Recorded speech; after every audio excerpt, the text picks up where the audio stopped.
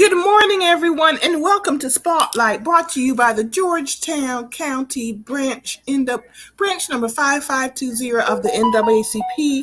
We're happy to have you here as usual. And then we have our co-hosts that are joining us also. We're going to be talking redistricting, gentrification, and COVID today. There's lots going on in Georgetown and surrounding areas that impacts all of that. And we just need to talk about this, folks. So we'll see you right after our opening.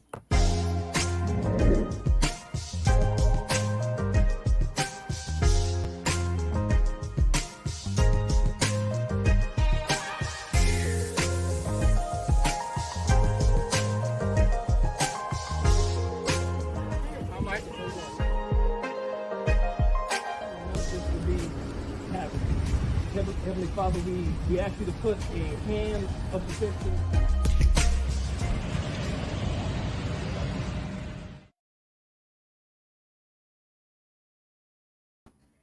Well, we're back, folks. Let me go ahead and bring in my co-host today, our president, Marvin Neal. Hey, Marvin, how are you? Good. How you doing, Marilyn? I'm doing good. All right, I'm ready to jump in. And we already got people putting comments on, so this is good. And Jackie Williams, our communications chair, is with us also. She's a little bit under the weather, so we are really happy that Jackie stepped up and came in because, she struggled. The struggle is real. But the nice thing about Zoom, well, this isn't Zoom, StreamYard or, broadband virtual stuff, we can be in the comfort and safety of our home and bringing the good information to the folks. And speaking of the comfort of our home, COVID is rising again. The Delta variant is whipping our behinds. Oh, sorry.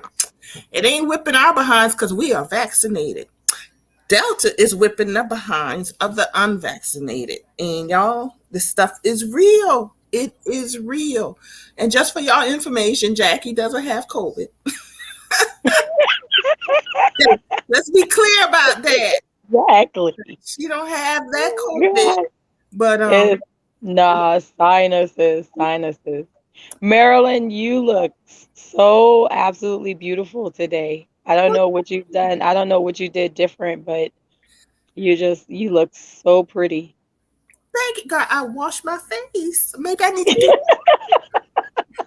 Wow, Marilyn, that's not good. That's my line, That's the truth. Look, us black folks wash your face, and I wet my hair so I could pull it up. You know how Jackie, we wet our so we can work the edges and everything. So thank you, Jackie. I appreciate that. I really do. She said I wash my face. I know, y'all, but COVID is rising. We've got a lot going on. And so we know it's rising, and y'all may know more information. Let me put up what Zeb Brown has already said. Great morning. I woke up with you all on my mind, praying that you all would discuss the COVID outbreaks in the schools and no options for virtual. Yeah, Zeb, thank you very much, because that's one of the things we're going to talk about. What's going on with Georgetown County School District first? Because I'm confused, y'all. First I heard, so we went to the school district, and the majority of the people who spoke at the official monthly school district meeting were pro-mask mandate. Send our kids back to school wearing the mask.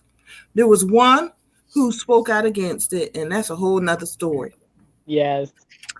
And I'm just going to say faith without works is dead. So dead. James 2, 14 through 26, verses 14 through 26. Y'all look that up. You need to know about that speaker. But anyway, then I heard that they're called an emergency meeting in the Georgetown County School District. Then that was canceled. No, what's going? Y'all know what's going on? I'm confused. I really am, because I heard. I don't know anything. I haven't heard anything about the emergency meeting, but what I can tell you is, and I believe I text Mr. Neal yesterday Yeah. this information, yeah, once I got it. But day one, when I took my granddaughter to her open house, her teacher said that they had 17 students in my granddaughter's class, but one, this is school hadn't even started yet. Now, this was open house. One was already out quarantining for COVID. And then yesterday, I got the news from my sister that my grandniece, who is at Beck at the middle school, Georgetown Middle, is out now on quarantine because someone in the class, um, someone in the class has COVID. So it is happening. It is, it is happening. And I saw some posts yesterday from some parents asking for prayer because their child um either is in quarantine or has tested positive for COVID. And it's also Right unnecessary. in our own community. Yeah, yeah. And it's also unnecessary what's going on right now because the CDC, y'all, and let's not play the CDC, the Center for Disease Control. That's our reliable resource. They've spent years studying COVID, SARS, all of these viruses and other things that they do. They're the public health source. Said this is a variant Delta at this point is driven by the unvaccinated. The unvaccinated. And if you're not going to get vaccinated, wear your mask, and Right. people are doing that. And you have people going into these school districts fighting. I don't know regarding Georgetown why, honestly, this time there wasn't a big fight. So I don't understand why the school board did not vote to protect our children. They're supposed to keep our children, they're supposed to educate our children in safe conditions. Keep Well, our children safe. what I'm getting, Marilyn, the I spoke with some members of the school district, and what they have done, there are some litigations at the Supreme Court right now that will take place on Wednesday. There will be a decision on Wednesday based on the governor's decision to try to block the schools from mandating masks, which was filed through Charleston. The mayor of Columbia, he filed it also because he shut down Columbia to mandate masks. And I just saw where Mayor Barber mandated masks on inside of all facilities within the city. So I'm wondering where the county is coming from. But the school district is they didn't have the meeting again Monday because if they did, they would have to come back and have another meeting right after the governor make that decision. So they didn't want to be redundant to what's going on. And that's why they canceled the meeting Monday. I did talk to the school board members, and that was the reasoning. And it made sense, and to keep bouncing the people. Let's get one straight message and stuff, because the governor have done some things here with this mask, with this COVID. And a lot of the just Republican leaders across the southern states, mainly, that really have put a lot of people to death. And and that's grounds for impeachment. No one in the House and Senate should never allow that to happen. And the House and Senate voted with the governor to do that. Now, I don't know which, I think it was party line vote, but we definitely need to look at that also. People really need to look at who they're putting in the seat that's putting their livelihood at risk, not only with this pandemic. If they think this way now, imagine what will happen down the road. So, because everything is blending now, open carry law and all this other stuff. So you have to be careful who we put in seat, but that's what's happening with the school district and stuff. Yeah, I just saw something online. It's an article I think that came out on yesterday that says the South Carolina Health Board is now joining groups asking to end school mask bans. Basically, what it's saying is that South Carolina Health Agency is asking lawmakers to make it very clear to school districts that they can require students to wear masks without losing budget money or being otherwise penalized. You have um, you have now the SC health agency, the board actually coming on board and asking that these schools be given the power to put mask mandates in place without fear of losing funding and being penalized, which I think is absolutely ridiculous. You know, um, I think this thing has just scaled to different levels of what is ludicrous. I'm sure you guys have seen the argument in Florida now, which I believe it's the governor that is now saying that their rise in COVID is as a result of African Americans being unvaccinated. Did you see that? Texas. That is Yeah, that's Texas. absolutely Yeah, look, absurd. yeah, they're blaming everybody but themselves But for what's themselves, going on. So I guess right? they're crossing the borders and bringing COVID didn't stick. So now they got to blame African Americans. And if you African look at the Americans, numbers, it's yes, we need to increase our vaccine numbers, but the African Americans are not enough in the state of Texas to impact anything. Texas. When I'm you have, sorry. Yeah, yeah, you have like 16 million white Texans who are not vaccinated, compared to 2 versus million about African two Americans. two It just, million. Yeah, yeah, I'm sorry. It was Texas, not um, Florida. child's Yeah, about the same though, same mentality. So I can understand the yeah, confusion, but make it make yeah. sense. It just doesn't make It sense. So doesn't make if you sense. look at it, Governor Abbott, since because of African American, he hosts an event where he was a spreader. So how could you put something like that out? He has COVID. He's in a wheelchair, Right, spreading right, COVID right. at an event. I didn't see any African American at that event.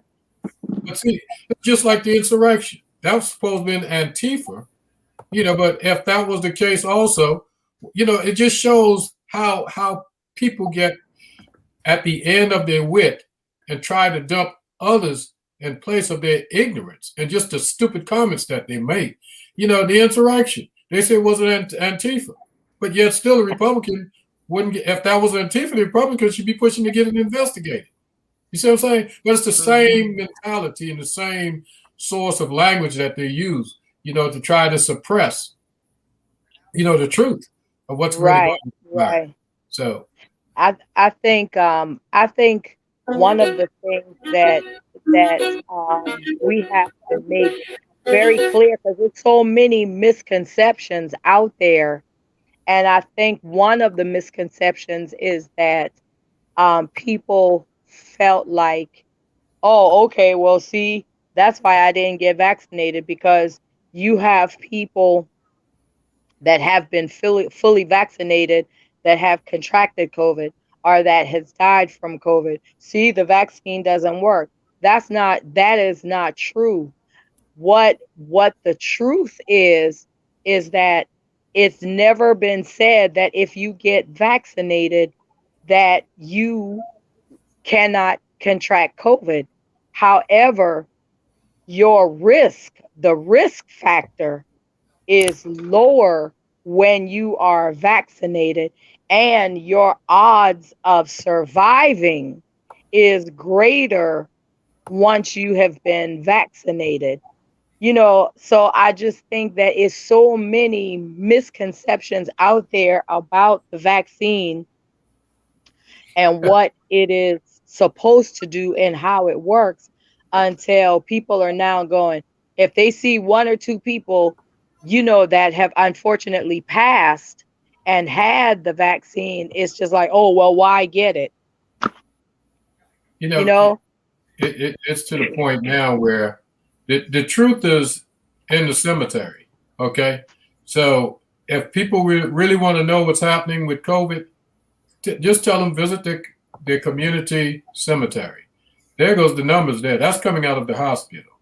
You Yeah. know, you got 46, hospitalized right in Georgetown, 12 in ICU, 4 on ventilator. Now look at the fully vaccinated. That's the numbers. 7 hospitalized.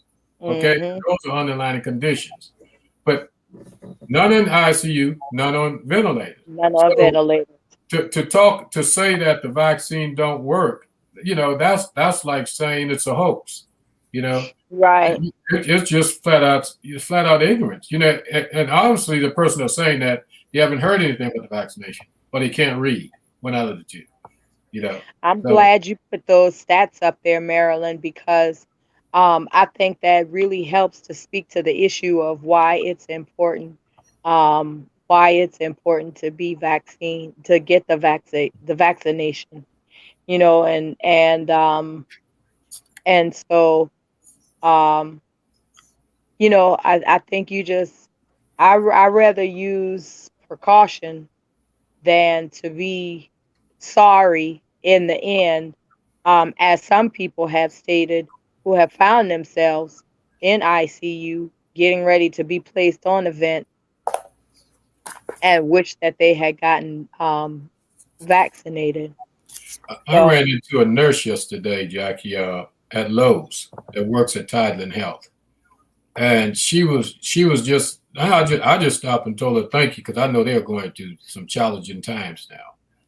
And she got so tearied up because of what's going on there. And all she said to me was thank you also to the NAACP for help pushing this vaccination mandate and mask, and just continue to speak out on the issues and stuff that's affecting us. And she just got so teary eyed. She just stood there for about a minute and didn't say anything. And it's just sad. She says just so sad that she have to watch people come in there that she know, and they don't come back out. When they go back out, it's code red or code blue. That's how they go back out. Another death. She said when they hear that, everybody just go into silence. You know what I'm saying? Because she said this is the worst she have ever seen anything in her life. And she said people right there in her families don't want to get vaccinated, and she keep telling them, "I'm a nurse. I see it every day. If you catch it, your life expectancy is maybe 25% going on those ventilators. You're not coming off." You know, she said Mhm. she said people just don't come off the ventilators. Yeah, because this Delta is different. And I heard this week that the Lambda variant is worse than the Delta variant. Woo. You're catching it faster and it's worse impact on your bodies. And the Delta's doing the same thing. You're hearing people like the Governor Abbott the next day they knew he had Delta. They knew he was exposed, where it took a couple of days to find out, or a week for you after you were exposed. Now it's a matter of days that they know you yeah. have COVID, and it's hitting people worse. Yeah. And I'm looking for, as you're speaking, a friend of mine who's a nurse. She posted something this morning, and I'm looking for that so I can read it. Because okay, this is it. I'll read it. The hospitals are a mess. We are operating in crisis mode. I tried my best to comfort a young pregnant woman who tested positive for COVID and was in tears, worrying about herself and her baby, and her mother, who also tested positive and has asthma. I had another man on the younger side, also positive and anxious because he can't breathe. A 4-year-old boy laying on the bed, still and quiet, except for a constant cough. They left before the results came back, but we can guess what it was. The list goes on and on and on. None of them were vaccinated. I am exhausted. Yeah. Yeah. And I And, think I think one of the now I'm gonna tell you one of the things that I think is worth um having a discussion about, maybe not today but at another time, And I was thinking about this as we were talking, Marvin, as you were talking about the nurse, because I recall being, having to interact with the nurses at Georgetown Memorial when my father was in the hospital and when he was in ICU and they had to put him on the vent.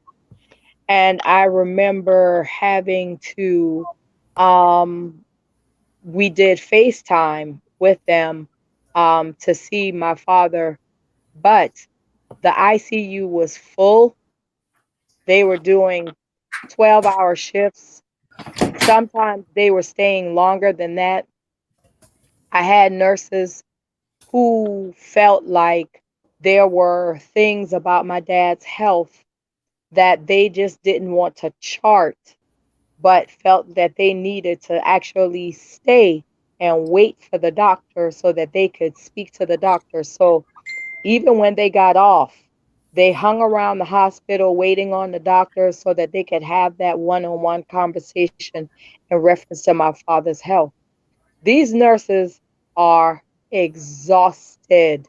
I mean, nurses, CNAs, people working in this hospital are exhausted, and not just physically exhausted, but mentally exhausted. One of my concerns is how they are going to fare out on the other side of this pandemic as it continues to run its course. Because if we think that these nurses and doctors that are in these hospitals and fighting this stuff every day, that when this thing is over, that it's just going to go back to life as normal for them, we are sadly mistaken. This thing has a impact on, I know it has an impact on them because I know how much it has impacted our lives, um in terms of, when my dad, our loved one, was in the hospital for 100 days. And like I said to somebody, I never knew what it was like to have anxiety because I had never had anxiety before. But now I deal with anxiety as a result of that 100 days that my dad was in the hospital. Um, and so it's like, dag, if you can't think of yourself, think of these folks that are on the front line putting their lives at risk every day. You know, do something that's going to make it a little more bearable for them because their mental health well-being should definitely be a concern of ours as well, because this thing is far from over. It is. And you know something? Nurses and teachers are Yep. quitting. And that's going to be a long term impact on our healthcare system. And I should just not nurses, healthcare workers, doctors, Yep. nurses, the folks, the that clean the rooms, the hospitals, they're just as important. They got to keep the places clean and they're being exposed to people with COVID. And then our Right. teachers are quitting. And we had a crisis with a teacher shortage before COVID even hit. Now they're quitting because we're not protecting the teachers. And you have a Yep. government master who's doing the complete opposite of what should be done. We lack leadership. I think Hetty posted, and I posted her earlier, it's become political. It's from day one they made it political, especially when they heard that it disproportionately impacted black and brown people. I'm sorry, but a whole bunch of white people went, oh, it ain't got nothing to do with us. Let me tell you something. Mhm. And I don't think people realize that leadership shows up in the storm. The challenge that we have, we don't have leaders because when things get tough, they disappear. It's just like the nurses now. They're being attacked for talking to people about why they should wear the mask and get vaccinated. They're being attacked publicly. Just look at the school Mhm. district in Tennessee at a school board meeting when that nurse and the physician went there. They had to be escorted out to their car and then got threatened on the. They know where they live. You know, how could someone go work in an environment? And some of those same people that threaten them in their cars, they're going to be some of the same when that nurse going to be taken care of in that hospital. You know, Exactly. it goes right back to the mindset of leadership. And I keep going back to the insurrection when right after it happened, the fear factor, everyone was speaking to the condition, impeach Donald Trump, impeach even the Republicans. But after things settled down some, oh no, we can't do that. The politics came back into play. So it's so much politics playing with the livelihood of people. You know what I'm saying? They were, you hear, Blue Lives Matter before the insurrection. Now you don't hear nothing but police from the Republicans. You don't hear nothing about protect the police now. Blue Right, lives right. don't exist anymore. So it tells you how leadership, it means nothing if you don't lead. And you have to lead in the struggle. That's what it shows up, Because if you look back at, I'm no preaching anything, Jackie. You could tell and stuff, right? But even if you just look back at the example of Jesus, you know what I'm saying? He showed up, and he didn't disappear, with the No more working. no, he didn't disappear with the thief on one end and the killer on the other. He didn't disappear. You know what I'm Right, saying? He stayed there and he took care of business. He comforted him. He right. just been pushed him out of the way. So it tells you, that you got to continue to be you even through the storm and stuff. And I'll say that because leaders have to continue to be themselves through the storm. You can't disappear on the people. But that shows up in our politics, and we'll get to that further in the program. Very good. Do we have anything else we need to say about COVID other than if you're not vaccinated, please go get vaccinated, folks. Well, the school district itself.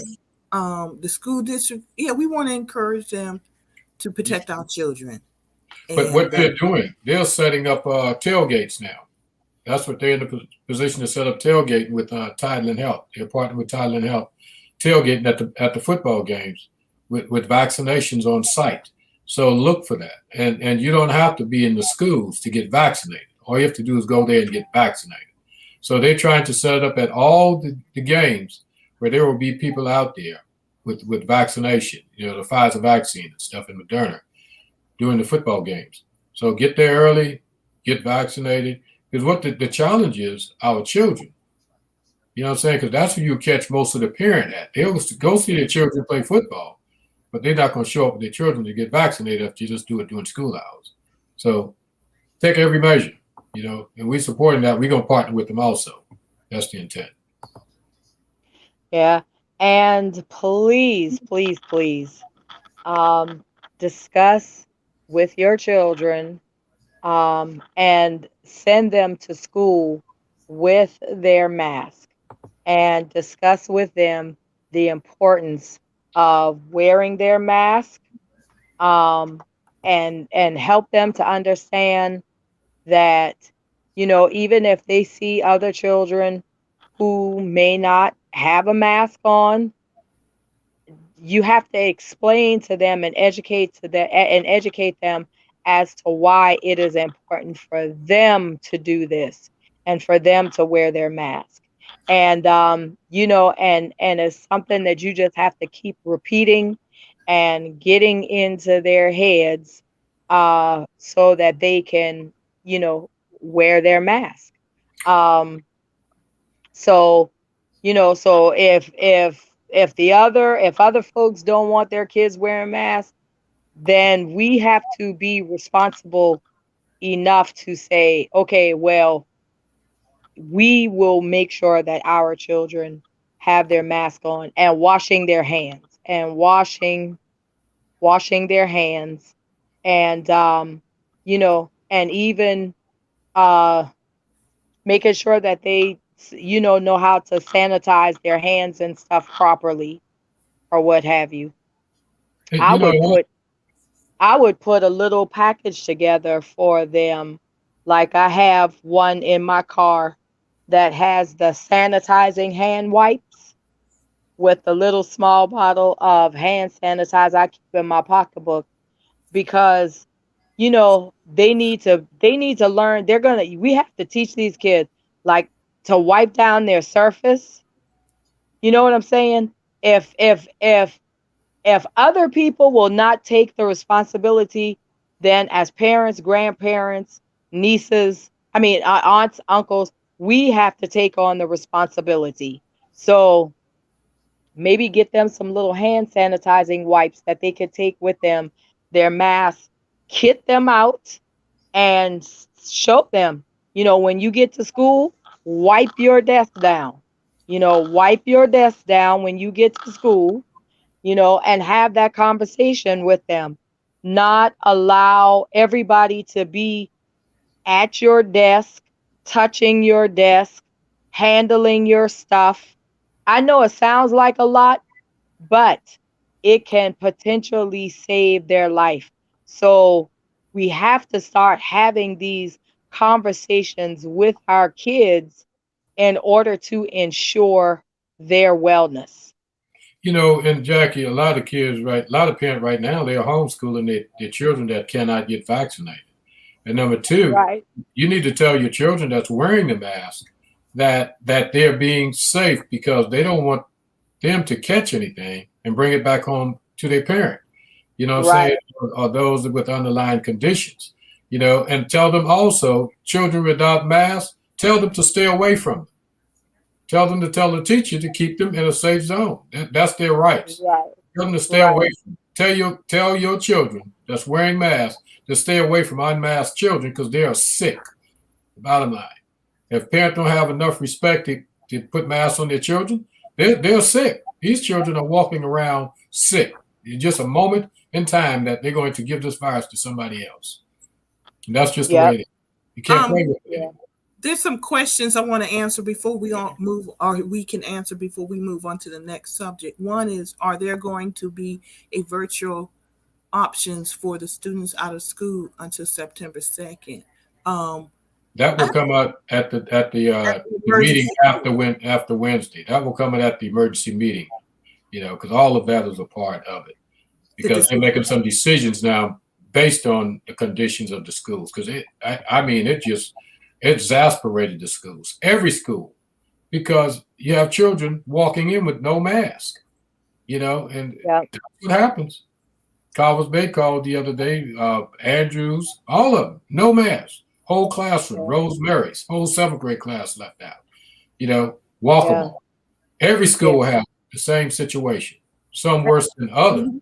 but every Yeah. school has the same And situation. as we learn more about this COVID and the variants are coming, folks, because we don't have that mass immunity, because we're not wearing masks, we're not getting vaccinated, we're giving the COVID time to adjust. And that's what variants are coming for, is allowing it time to adjust and create these different variants. Mhm. Part of the problem is we're a first world country. We are choosing not to get vaccinated. But then there are Right. also third world countries who are desperate for the vaccinations, and they're not getting the vaccinations fast enough. So this is a global issue, folks, that we have to stop being self-serving and really be unselfish and one, get the vaccination where we are, but also ensure that first world governments, the ones who claim they're, the best governments in the world, get those vaccinations to other countries where they need help. Because if we don't get this under control, we're going to be constantly dealing with these variants, dealing with what we're dealing with right now. Will schools shut down? Will they have to go virtual? And we have the means in front of us to get this thing under control. We simply are choosing not to do it. We're just choosing Yeah. not to do it. And another Yeah. question is, what was the rush to return children? What was the rush for the children to return without shots? Well, 12 and under, the FDA has not approved the shots yet for children 12 and under. And of course, we all want kids to go to school and Yeah. be there in person for learning purpose, but for also socialization, and there's some kids who thrive virtually, but it's always better to be in person in school. We want to do that. but you want to do it under the safest conditions so we all are playing a part in getting this under control. So, and they also politicized it. It's we all want our kids to learn and thrive, but they But politicize it to push those kids back in without full safety measures. let's see, the Yeah. governor didn't, and the governor and those who voted against that mask mandate, they created the problem. When you have a leader that stands up and says, I got the vaccination, but you don't have to wear the mask. You can't mandate the mask. So if that's the case, why did you get the vaccination? Because if you don't mandate the mask, those that don't have the vaccination is going to get it. It's just bad decision making. And we have to be so careful who we put in these positions. Folks shouldn't be tap dancing around safety. You should call it the way it is, fix it, and move forward. If not, a lot more people are going to die. A lot of people are going to die in this variant. Yeah. And there's another variant on the way. And Fauci said it from the beginning. If you don't get the herd immunity with this one, at a certain point, the other one will come. And here came Delta. And there comes another one. Yeah, they should have let parents have the option of sending kids back to school or virtual. They took that choice away. This is why we encourage you to go to the special called meeting on Wednesday. All so you can voice your opinion. And I have to repeat that most of the people at the regular meeting last week were for the mask. They were pro mask. Right. And I'm talking about it's a diverse group of people who were talking about that. So I don't understand the school districts are, Right. I'm a little bit more raw with reasons of why people. Sometimes you got to show courage. Yeah. And I right. And I understand. I understand with all of the innovation and technology that is readily available in the U.S.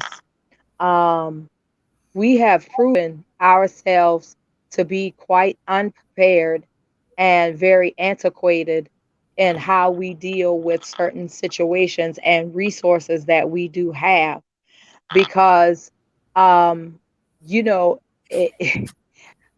because the whole virtual situation has been extremely challenging, and I think that was one of the push to get back into the school because kids were not performing and learning at the same level as they would have if they were in the classroom. But bear in mind now, there are some countries, there are some countries where this is normal for them. Virtual learning is not a secondary option. It is normal for them.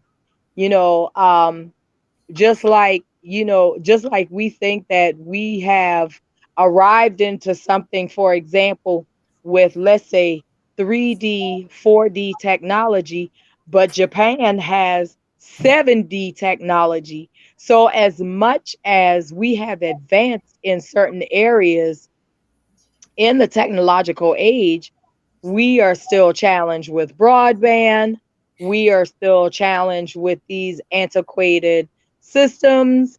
And, and we did not foresee this coming as a country and totally not prepared. And on top of that, this pandemic hit during a leadership and an administration that certainly was not equipped nor apt, informed, educated, had the wherewithal to even half the way manage this type of situation. But So, so having said that, it's like put the daggone mask on. You know what I'm saying? It's like it's so many variables out there that pushes against the whole, let's move past. Just put the daggone mask on. My Lord, how hard can that be? But Jack, if you look at it, even after the challenges of broadband, if you look at the areas that was challenged with broadband and wanting to go back to school, those are still the same areas that's walking into the school district with no mask on. Yep. The same areas, and that was the challenge. No broadband, so we want to get our kids back to school, but yet still they send the kids back with no mask. We fighting against what we need to be fighting with. We fighting against Right. ourselves. Then you go across the water on the east side of Georgetown. Welcome, man, it's just crazy. How many board meetings have we sat in where they just flood out in there, no mask, no mask, no mask? And my children have to go back to school. I have to go to work, but they're sending their children back to school with no mask on again. And have the higher numbers Have in the the highest, reporting. highest, In the reporting, yes, for highest number, Georgetown County School District.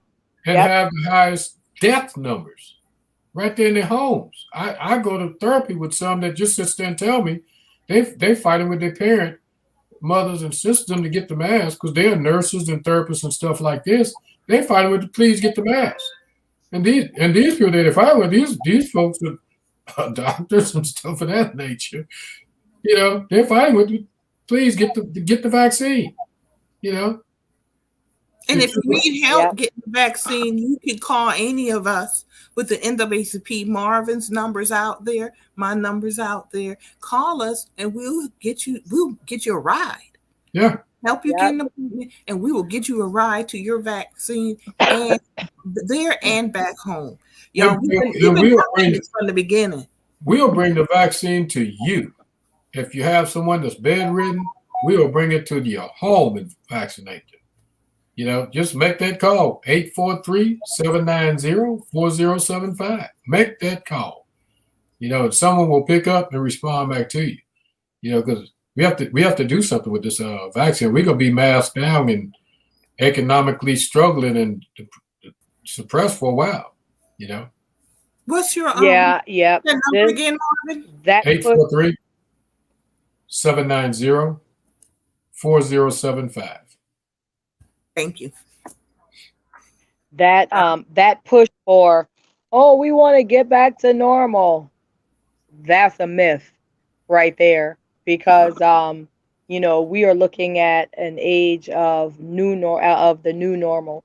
Now, what I find so absolutely crazy is Nevada has a mask mandate. When we were out there, we saw them putting people out of buildings that tried to enter without a mask, just in general areas. It's like if you were outside open air and you were walking around, you could walk around without a mask on. Nobody would bother you. Nobody would say anything to you, as long as you were outside open air and you were not just standing around. You were constantly moving, like down the street, up the street, what have you. But as soon as you entered a building, and these folks were very, very serious. We saw people who were refused service for not having a mask. This little lady, the one lady came into the store and she was like, ma'am, no ma'am, we will not serve you in here without a mask. And in Nevada, it is absolutely no excuse. Well, in Las Vegas, that part is no excuse, because they have installed these small structures on their street, in businesses, in the hotels, in the casinos. Everywhere you go, you can walk down the streets of Nevada in Las Vegas and get a mask. They have installed these small machines on the streets. They keep them fully stocked with masks, and all you have to do is flip the top open and pull a mask out. I mean, it is everywhere. And so you mean to tell me that they could have the wherewithal to, to do this and to protect their population, and here we are still with this debacle and and not at least saying, wear the mask. But but that's those people that's still stuck in that Trumpism. Yeah. And that's really what it's all about. They're still stuck in that Trumpism. And as long as Trump is still around, and as long as he is still inserting himself in the political arena with politicians that are sitting politicians that were under his administration, then he is still going to indirectly have a voice and be able to affect policy, because he is still in their ear. It's just like when you have a new pastor that comes into a church, and the Mm. and the outgoing pastor still has full relationship with the membership. You know, as long as the outgoing pastor is still inserting his opinions, his thoughts, his way of doing things, that's going to continue to filter into the church with the new administration. And so he's still out there, he's still out there doing that. That's why somebody need to hurry up and go ahead and convict him of something and, and remove him from the equation. And what's even scarier is when you are going down Highway 17 through Paulie's, you see the table with the Trump paraphernalia out there talking about Trump 2024. That is even scarier, because we do not need that again. So, wear the mask, because it's a lot of other dynamics we got to fight against. Just put the mask on and get vaccinated, for real. Yeah, and it's free now, and you walk in. You can walk into Thailand on the emergency side. You can walk in any day from 9 to, I think it's 9 to 3. Just walk in and get a vaccine, because Yep. eventually you're going to need your vaccination card to fly or travel anywhere on any public transportation. So you really need to go ahead and get it done, because you see on the flights and stuff now, they're putting all these fines on passengers for attacking, the stewardesses and those on the flights. That's a dangerous situation there. You got someone Yeah. trying to fly a plane, you got to put in an automatic pilot to go back and help out a fight. It's just crazy. Um, I do want to get into the other topic. So this is actually a good segue. What was just said, Jackie, and the Trumpism and all of that. It really speaks to why it's so important we have fair and equitable representation. And what they were doing in Nevada is because Nevada is a competitive state. Democrat and Republican, it's so closely broken evenly that elected officials, if you're running for office, you got to go really work for our vote in Nevada. So they're going to think in terms of what's going to best help the majority of people, because I have to pay attention though to the needs of the people. In Hmm. South Carolina, we had the complete opposite, because at this point, we are a state that is controlled by one party with an Right. ideology that's very, very conservative. Very Right. conservative, y'all. And it literally is to the point where they don't mind people dying because of their power and greed and their need to stay in power because they greedy. Right. Right. That's what's happening. This is real, folks. This is why we went last week. Some of us appeared in person and some of us appeared virtually at the redistricting meeting in Horry County. And I want to say it was empty, but most of the people spoke were either Democratic leaning or independent minded folks who were calling for fair and equitable redistricting, the end of gerrymandering, and an independent commission, so that it wasn't the legislature writing their own district lines so they could stay in the seat. And that's huge, folks. We have got to be engaged in our government beyond just voting. You have got to show up to school district meetings. We've got to show up to city council and county councils and planning commissions. There is so much going on, in particular in Georgetown, but across this state. And redistricting is happening right now. One thing I do want to point out, it's so blatant now. In Horry County, they just announced the local county commission that will determine the county council lines in Horry County and the local lines in the districts, in particular for the county, and that it is all white and all male. They literally do not have any women. They don't have any blacks, Hispanics, anyone else. They have white males determining the district lines. We need to be sued just because of that. But Maryland, They're not even having fair representation on the committee to determine the district lines.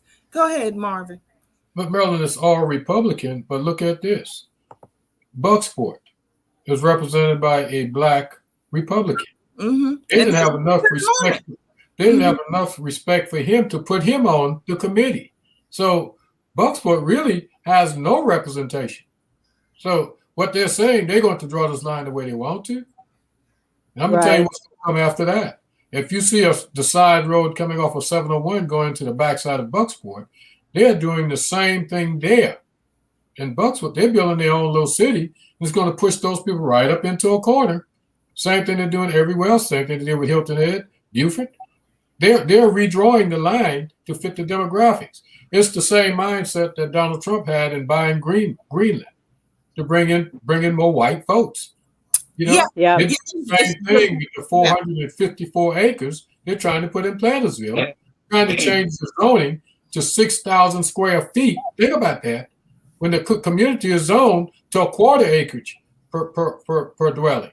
Because I know that because I zoned the community. I was the commissioner at the time. Now they want to change it to 6,000 square feet from 10,000 square feet. Because of developers. Not because of the people. Not because of the people who are here in particular. It's for developers to make money. That's it, folks. They are willing, all of a sudden, we're willing to change ordinances in the city and in the county to accommodate developers. But guess what happens after that? Mm-hmm. You get the homes, $200,000, not affordable. You bring in 452 houses. It changes the voting demographics in the community. Yep. Everything changes with it. So their gentrification starts there. That's why people have to understand why they need to be at county council meetings saying no. And that's why we have to tell the Everett Carolinas of the world that affordable housing is necessary, because the same thing, 450 acres now. We're going to see how this thing go at county council. Then you bring in another 270 mobile home parks. Blacks don't ride around no mobile home parks and live there and stuff. Right off of 521. Changing the demographics in his own area. And he's not paying attention. All these things because of $1. What's in it for me? That's the part I can't understand. It's like I look at the city and the county governing bodies collectively. And it's like, if we could see this, how y'all can't see this?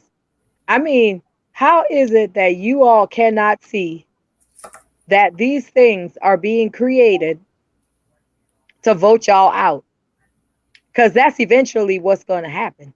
Yeah. You guys are going to get voted out because of the type of because of the people that will be coming into this area as a result of these particular projects that y'all are sitting here agreeing with and passing. That's the part I cannot understand.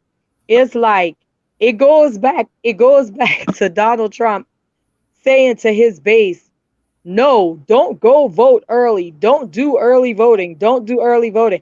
And the one thing that he told them not to do was the one thing that killed his entire, campaign, his bid.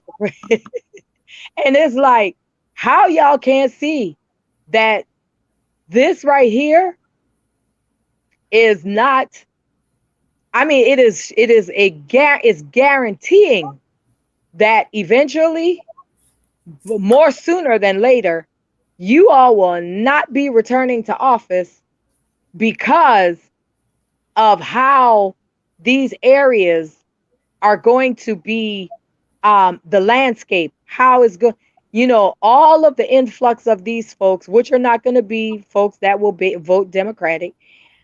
All of this, is like, how y'all can't see this.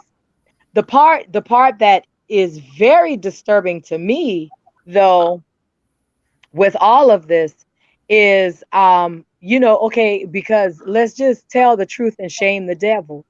Um, Georgetown City and County is in the early but very, very aggressive stage of being completely whitewashed. Gentrification, I mean completely. And some of the people that are behind the scenes that are making the moves and facilitating these things are African Americans. Mm-hmm. Y'all Mm-hmm. better know that. Mm-hmm. You better know that. And as much as you may not want to believe it, some of the same people that have been voted into office time after time again are behind the wheels of this happening. Okay? And you have people out here. That is why it is very important for you to come out to these meetings. It is important for you to know their track record. It is important for you to ask the right questions, because everybody that looks like you is not for you. And you better know that. They could talk Um, about me and Marilyn and Marvin all day long.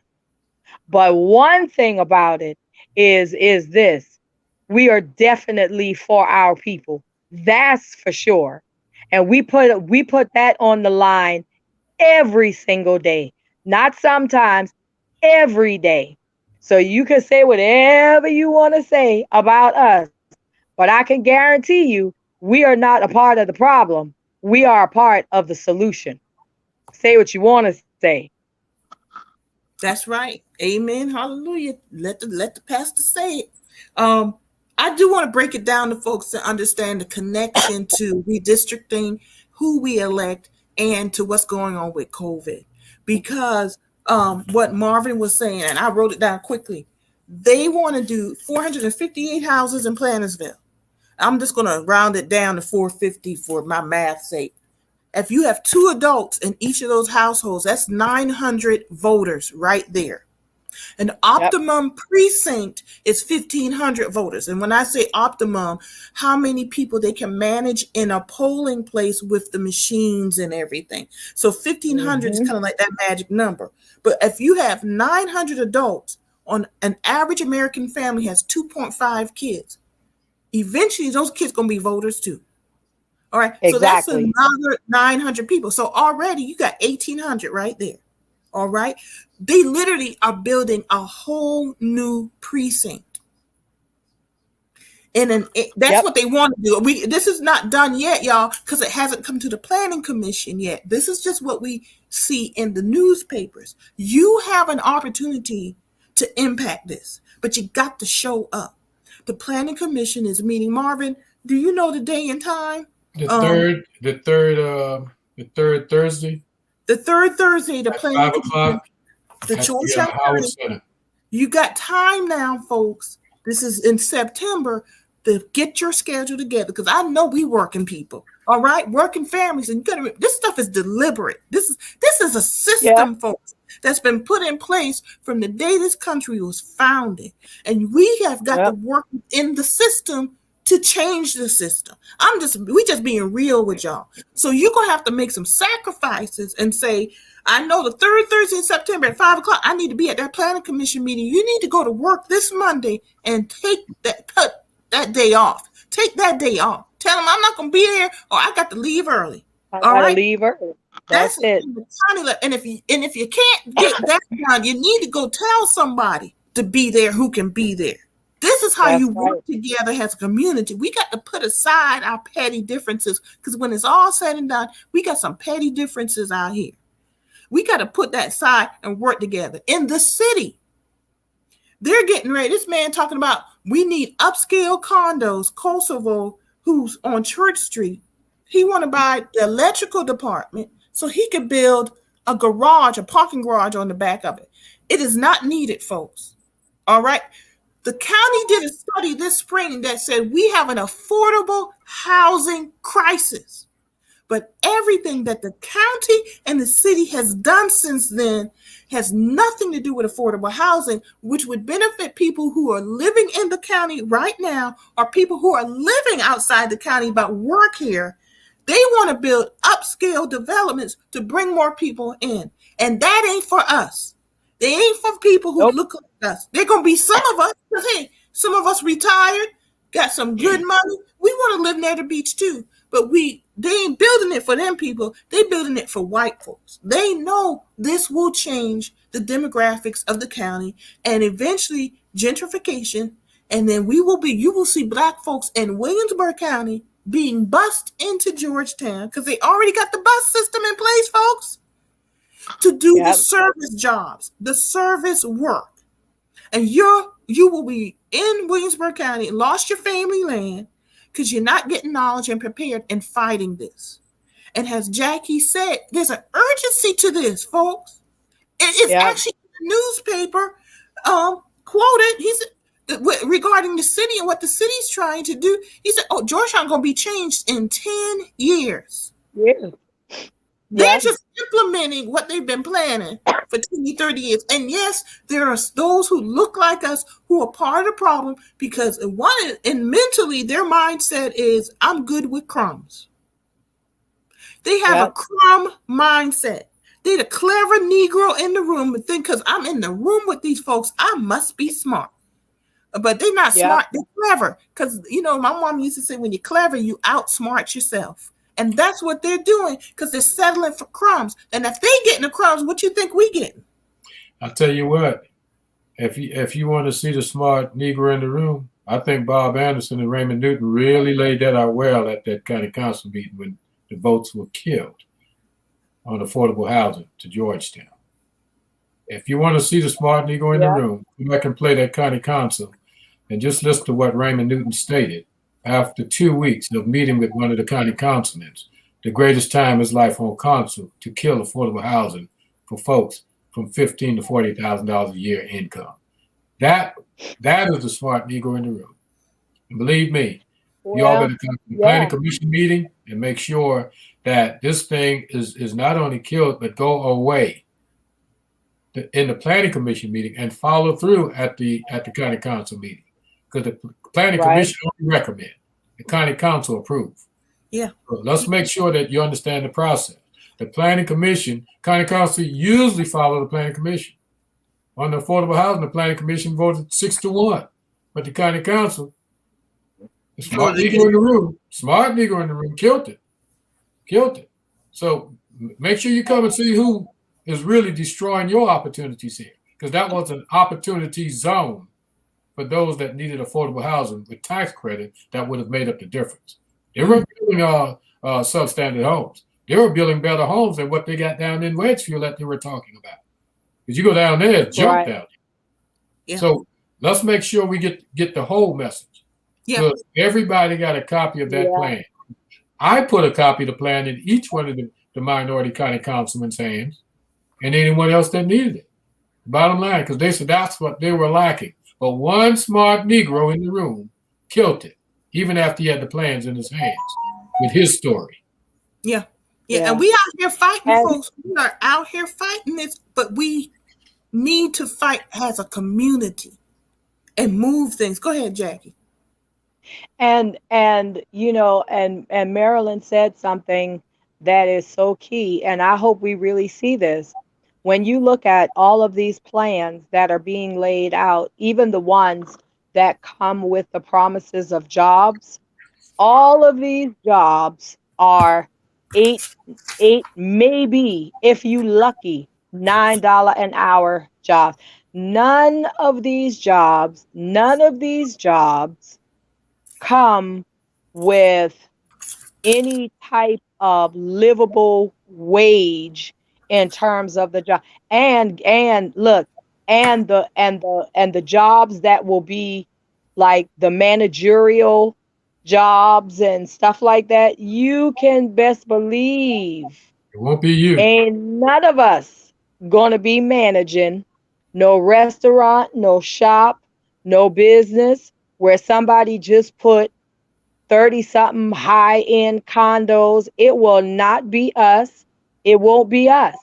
And what I thought was just, I was like, wow, that is very bodacious to talk about building a parking garage and then leasing it Back back to to the the city. city. I'm like, But you oh know my God. it's bodacious because they've done it before. So let me break this down to y'all. And I'm going to start with the proposal to build this parking garage. Y'all, they're going to come and they're going to say jobs, jobs, jobs. But Jackie is right. If you're lucky to get $9 an hour, that's going to be, the high pay. That's about All right. it. They don't believe in minimum wage, y'all. They don't believe in minimum wage. And we trying to fight for a living wage. If people, Right. they don't like minimum wage, they'll tell you it's because we think it should be determined by productivity. They are lying. They are lying. Mm-mm. They don't want minimum wage because they want to pay you $3 an hour. Hello. That's why we got the law for waiters and waitresses. They get paid $3 and I think 15 cents an hour, and you're supposed to make it up with tips. That is like that's a law, y'all, and it's a racist law. They did that back in the day because most waiters and waitresses were black people. They didn't Right. want us to progress. So they literally put it in the law. And now it impacts white people too, because white people out here being waiters and waitresses too. So what they Yep. do to us will eventually turn back on them. But we as black people, we are so behind the 8 ball because we were originally never paid. We started out behind everybody when you not paid. Yep. Okay? That's a whole nother episode. We'll get into that. But this thing that they want to do now on Church Street, a parking garage. This is how deep this is, folks. They're going to talk about they're going to create jobs, jobs, jobs for local people. Most parking garages are converting to automation. Right. Even the old ones, they are automating parking garages. There ain't no jobs. It might be one person to make sure that you put your card in and out of that machine right. And if they build it new, they build it automated. That ain't no job. It's built for self greed. That's It what it is. boils down to. It is. You get nothing out of that. It is. You literally had a county-wide study that said we are in an affordable housing crisis. We need affordable housing. 12,000 people drive into Georgetown every single day. And at the end of the day, they drive out to other counties because they can't afford to live in this county. What does that mean? What's the impact? They take our tax dollars with them because a lot of those folks are law enforcement, Yep. teachers, healthcare workers, and they take their tax dollars too. Yep. And they talk about, well, we need to expand our tax base, but build affordable housing, you will expand your tax base. But what they want is because they're greedy, they want upscale housing to come in, $200,000 and up. But Marilyn, check this out. That ain't built for local people. That's built for more people to come and retire and That's it. move in to serve those retirees as the bankers. Proof. Yep. Go ahead, Marvin. So, and one of the key questions is to any elected officials from a constituent is, how can I afford to live in what you are talking about? And what are you doing about the minimum wage? And all those things is very important, brother. Even about the parking garage, they're going to build a parking garage and going to drive by blank parkings, empty parkings, all the way to Front Street. That's what's going to happen. The parking garage is going to charge people, but you're going to have blank parking, free parking, all the way downtown to Georgetown. Mm-hmm. You're going to drive by it. So the Mhm. parking garage is only designed to take care of the affluent. Mm-hmm. You know, that's the bottom line. Mm-hmm. I mean, You know? in the newspaper, this man publicly stated that he's already been in talks with South Carolina DOT to put in a trolley system. Yeah, This Right? Sure hear is. what I'm saying, folks. he One is. man He is in talks, he not your is. city. He is. He One is. man is determining the future of Georgia. Let me state up front right now. Marilyn Hemingway, Marvin Neal, and Jackie Williams are not against economic uplift and progression. We are all about good paying living wage jobs and creating businesses. That's what I do. I started a freaking chamber of commerce to do this, folks, because I love my community, black, white, male, female, enough to start something to help address the problem. All right, that's what we are about. We've done the work ourselves. We continue to do the work for our personal economic uplift, but we also do it for the community. And the reason I tell you this, folks, they will come back because they're watching this right now. They watching this, and they're sitting in those rooms in their houses going, "Oh, these people are against job creation. They're not really, because that's their argument. They're not original, folks. This is typical. They've been doing this from day one. And it's time that we get into system so we could change the system. It's time that we get knowledge so we can change the system for the betterment of most people. But Merlin, Businesses are in it for profit. Government is here to serve the majority of the people. You are never going to make 100% of the people happy, but your job should be, what can we do to benefit the majority? and Merlin, what you're saying about being here to serve the people, even the jobs that they're talking about creating, it's not suitable for them to have affordable housing. So what you have created is people, just like policemen, teachers, firemen, bus drivers, they're still living in the homes with mom and dads, you know what I'm saying? Because of these created jobs and stuff. Waiters, that's what they're creating. They're not creating jobs. There is no union here other than the steel mill and paper mill. And that is critical. There's no change in the minimum wage, because Tom Rice stated that $7.25 an hour is good for black people because it keeps the Mexicans from coming in and taking our jobs. Tom Rice said that. Pitting minorities against each other, and the minorities aren't the problem. Go ahead. Our U.S. Congressman stated that at Howard Auditorium because I asked him the question.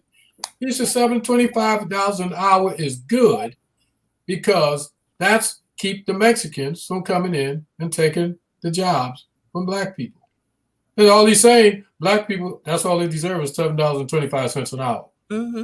If you read between the lines. And he felt comfortable saying that. So what does that tell you? Yeah. He thinks he has the vote. Yeah. He thinks he has the votes to get back in, and that's what they live off, the vote.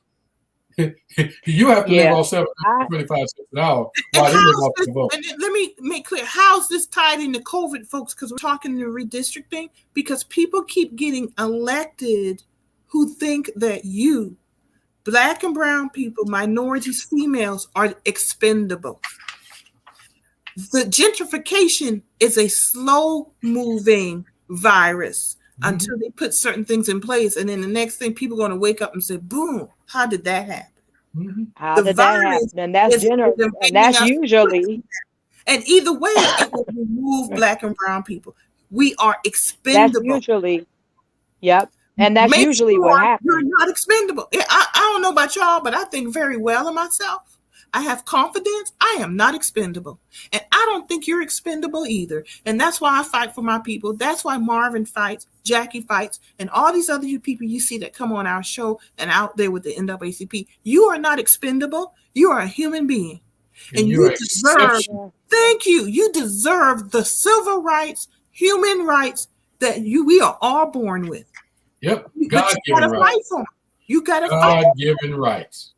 Exceptional, not expendable. Right. And Marilyn said it best for us. We are definitely not against entrepreneurship because we're entrepreneurs. We're not against growth We're not against economic growth in Georgetown. We are not against that. But what we are against is when you have systems that make it unfair, unbalanced, and that a group or a sector of people will suffer as a result of the business prowess of other people. And that's essentially what is going to happen. There's no balance with this county or city government. There is no balance. There is nothing in place that says if we do uh um if we do 70 something homes for 200,000 up plus, what do we have for people who cannot afford that? There's no balance. There's no give. There's no take. It's just all take, take, take, take, take. And the people, if we're going to allow this gentleman to come in and do this type of development on Church Street, then what opportunities are we creating for minorities, people of color, Black and brown people, women in Georgetown to excel? What opportunities are we creating?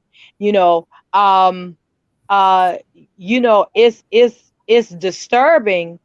It's very disturbing, and and I'm gonna just go ahead and step all the way out on this limb right here. And if the tree branch broke, I'll be the only one on it, and I'm good with that. Because I've seen where people say, oh, they're against Black leadership. No, we are not against Black leadership. We fully embrace Black leadership. What we are against is the wrong Black leadership. What we are against is leadership that is not looking at the best interests of the people in the community in which they are there to serve. That is what we are against. And we have come up in this culture politically that you vote for somebody based on the color of their skin. And that has done us more harm than good. You vote for people based on their track record, based on what they say they are capable of doing, based on them having a plan and a platform, and based on what they are going to do that will be right for your community and for the city that you live in. And we have got to seriously stop this narrative, because that's why that is one of the reasons why we are in the trouble that we are in today. We have allowed not just Black people, white people to come into our communities, come in our churches, clap with us, shout with us, just because they look like they got a little bit of rhythm and they fit in, feed us a bunch of bull crap, and do absolutely nothing for the benefit of the community. But one or two people receive something, so it's okay. And it is not okay. And that is going to be to our detriment. Because there is no way. Yeah, go ahead. Yeah, one thing real quick, there's absolutely no way that anybody that we are not asking the question which should be asked. Every citizen in Georgetown should be on the phone asking a question. How is it that you have allowed an entire real estate association to come into the community without the city council people knowing, without the community knowing, and somehow think that this is supposed to be good for the community, but everybody that should know doesn't know? It's accountability. And that's what's going to get us. We are not holding people accountable. And so now it's a free for all. And they out there just doing what they want to do. And the African American community and the communities of color are going to continue to suffer as a result of it. Watch now, because this whitewashing is, honey, it is on the way. It's on the way. And one thing It is on the way. We have to be careful with the NAACP is a non-partisan organization. And when we speak to those that's considered disenfranchised, less fortunate, community of color. That's what the NAACP speaks for. And we don't speak for leadership. We speak for the citizens that's being affected by the leadership. So we want to make it clear that accountability is necessary. And what Jackie is saying, no matter who you put in the chair, you have to hold them accountable. We haven't backed off of anything that affected our people, from county council, county government, the city council, school board. We have to make sure that we speak to what caused our people to be in the condition that they're in that's not fitting and unsafe. So that's what we're speaking about. Just want to make that clear. You know, that's it. If you're strong, lead. If not, get out of the way. Because right now, people need leadership. And we don't need to be tap dancing with it. And we don't need to be pimped by it. Black, white, or whatever. I've seen this thing for years. You know, I've seen the last 20 years, 21, 22 years, 23, 24 years since I retired from the military. And before then, I was coming home working within the confined to the community. But what I've seen, just like Jackie said, a couple of people, countywide, this ain't just city, it's countywide. A check put into their hands. They go and buy the vote with that check. I'm telling you, the county was pimped and was pimped too long. Now we're trying to recover. We're trying to recover. They put a patch in your community. They put a patch in your community and put a field in the other one. So we have to be so careful. And don't be taking money from these folks out there. Don't be taking money from them. Because folks going to take you to lunch, want to sit down with you, sit down and talk to them. Because one way or the other, they might be your leader down the road. There's nothing wrong with sitting down and talking to the politician and the candidates. But when you walk away from the table, you need to walk away from the table, not saying we accepted something. You need to be walking from the table saying, what have you done for me lately? And what are you going to do for my community and my condition and our condition? That's what you need to be talking with all leaders, black, white, Jews, Protestant, Catholic, I don't care what they are. But you need to be asking that question, what are you going to be doing for my community? You know, the average person that sits on this show here, Spotlights, they can take care of themselves the rest of their life. We don't speak for ourselves when it comes down to disenfranchised and stuff of that nature. No, we speaking for those that's underserved. I am underserved as a community, but as an individual, I can take care of myself. And we can do that. Mm-hmm. But as a community, we all are underserved because we live within that underserved community. So that's the question you need to be asking. What have you done for me lately? I've had the chairman of Santa Cooper call me. I have to ask him those questions. Where have you been 5 years? Calling me now because Next Air Energy is about to buy you out. Now you want to talk. See, that's the type of stuff you have to look out for. Mm-hmm. That's what you have to look out for. When you got off the phone, though, I haven't gotten any phone calls since. But I have to ask the question. He's not chair anymore, Marvin. I think you had something to do with that. But go ahead. No. You know what I'm saying? You have to ask the question. You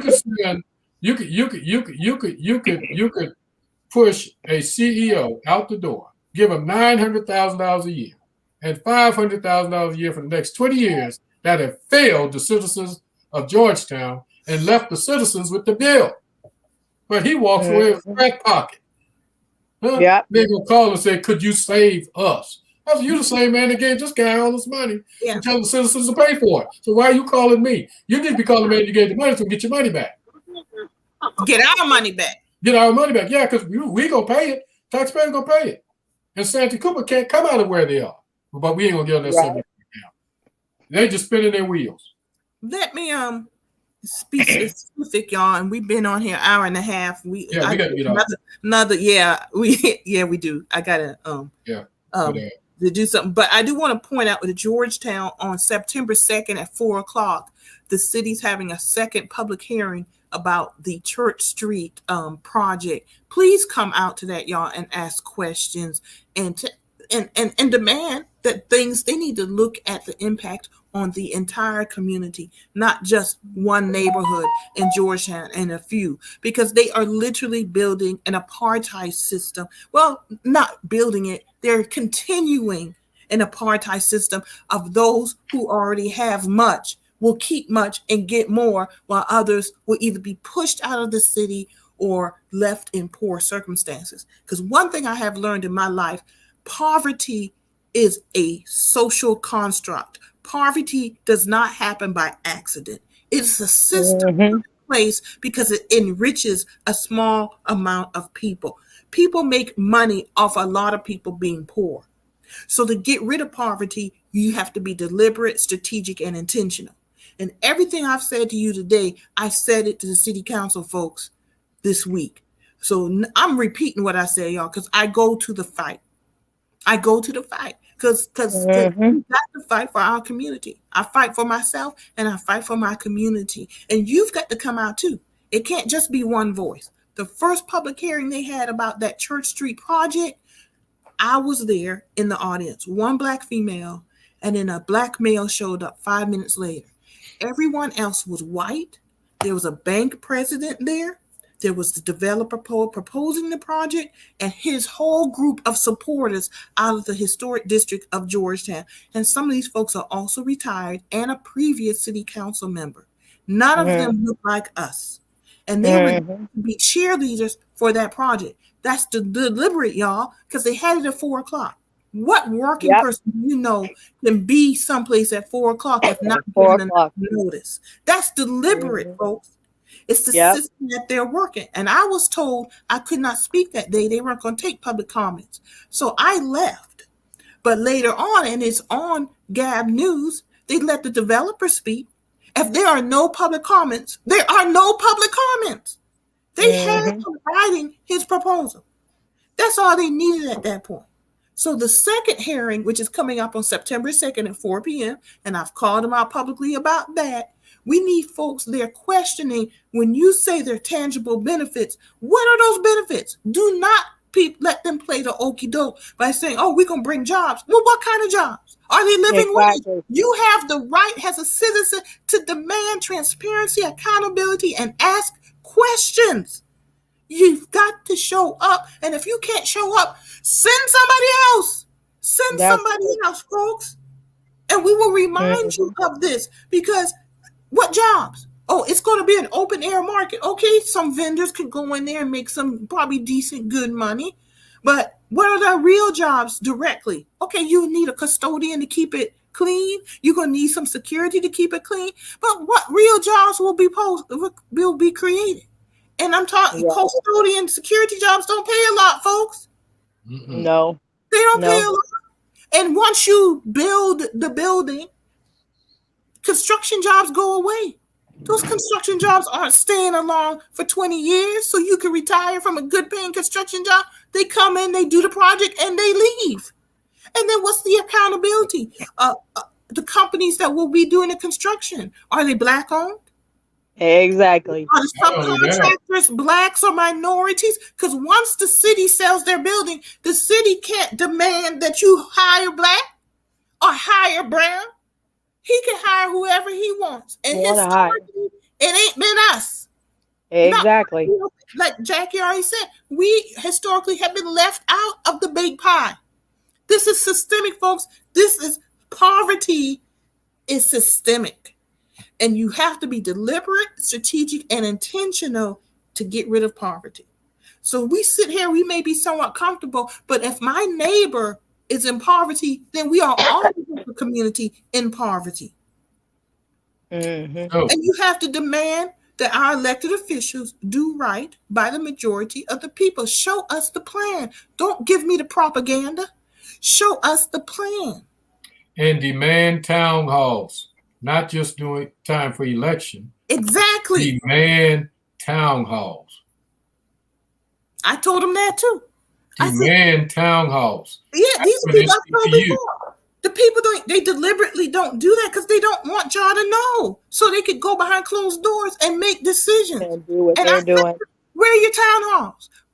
I told them to their faces as individuals, and I told them at city council, where are your town halls?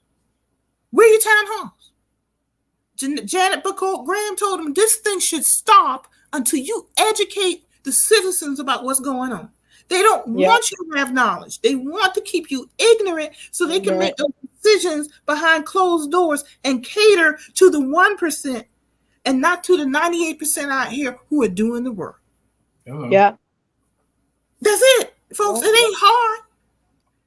And that's on the local, state, and federal level. That's why it is so important that we are involved in redistricting and demanding fair and equitable district lines. Because when you have to make decisions about COVID, when you have to make decisions about economic growth, about affordable housing, you want people who will take into account the majority of the people and will think in fair and equitable terms. That is why we have government.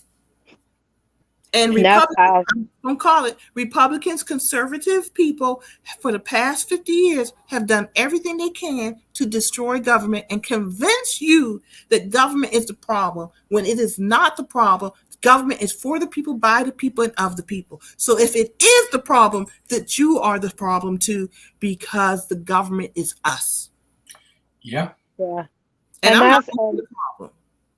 And that's how you build, what you were talking about just now, Marilyn. That's how you build wealth and economic stability in your community, when you have people that are conscious enough to be inclusive and not exclusive.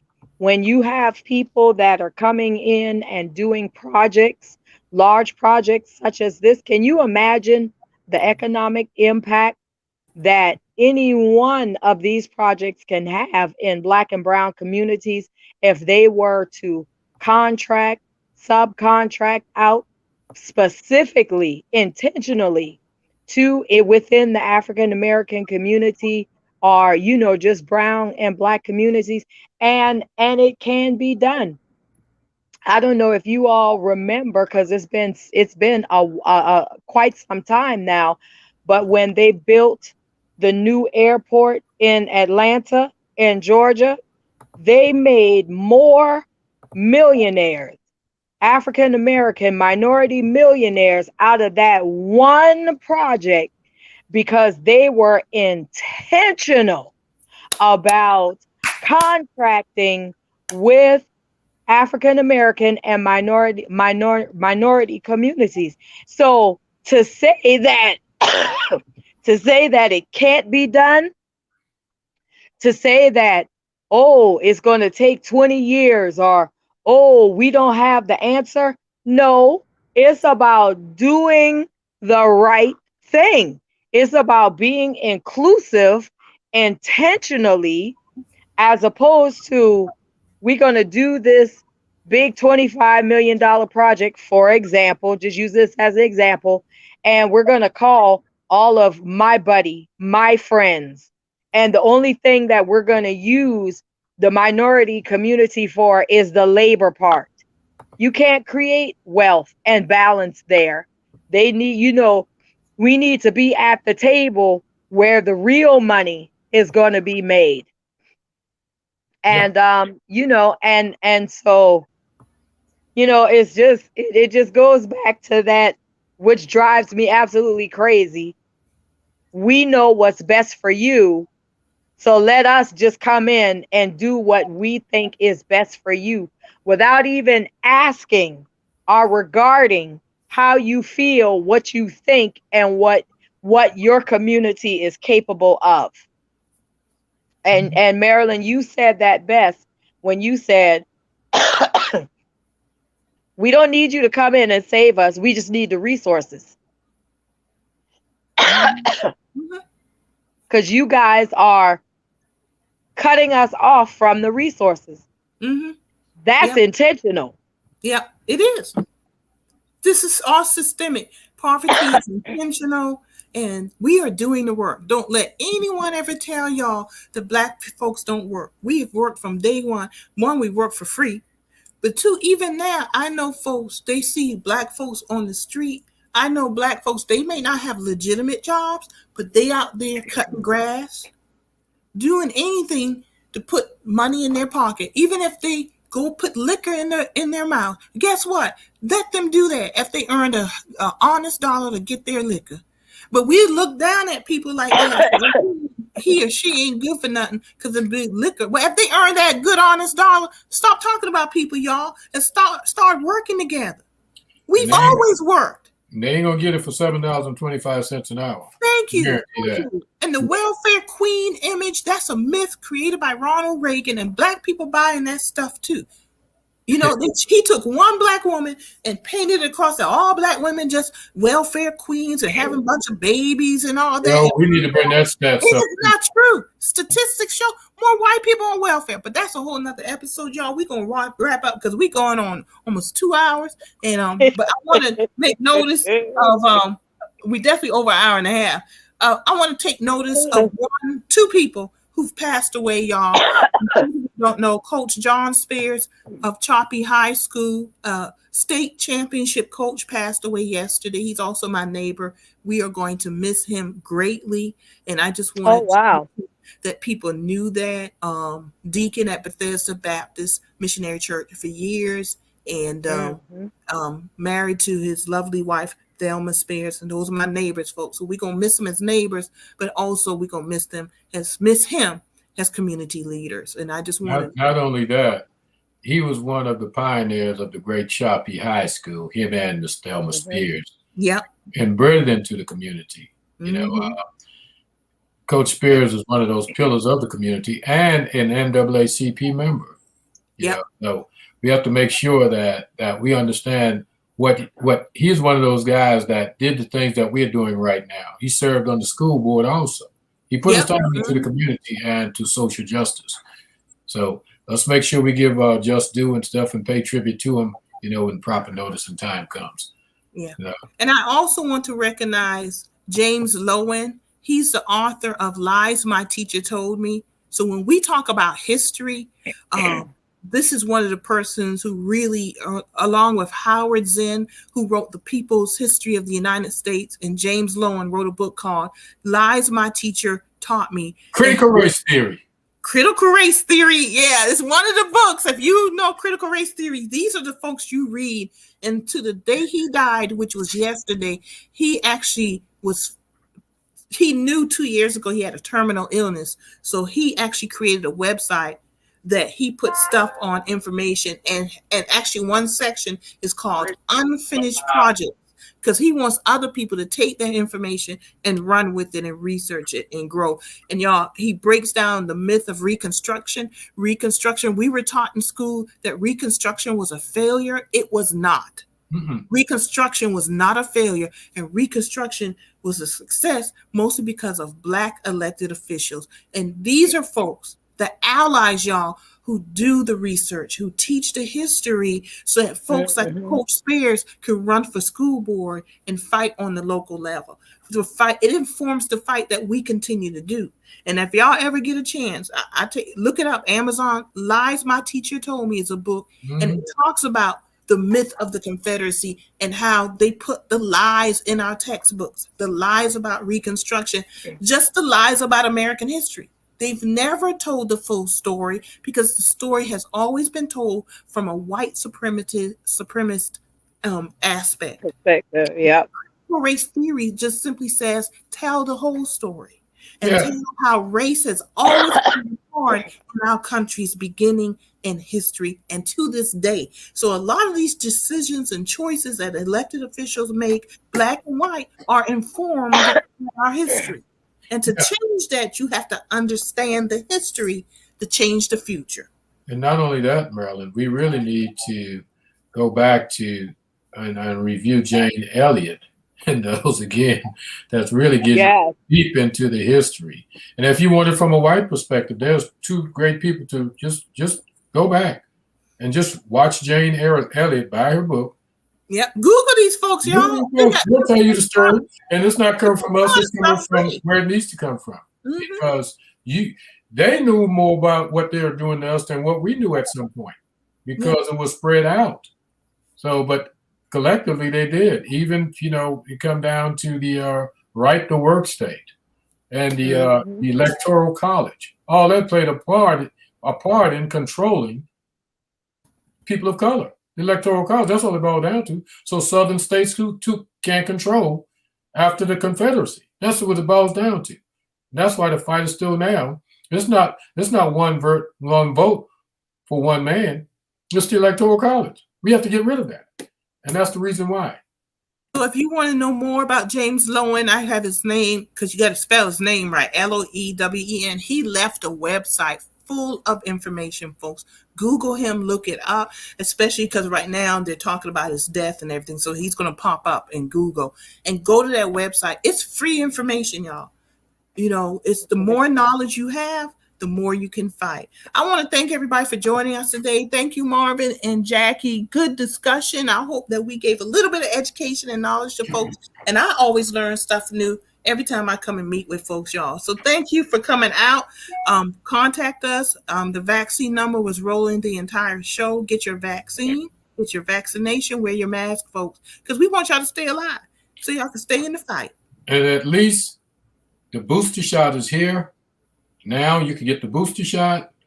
Call Tideland Health if you have any questions.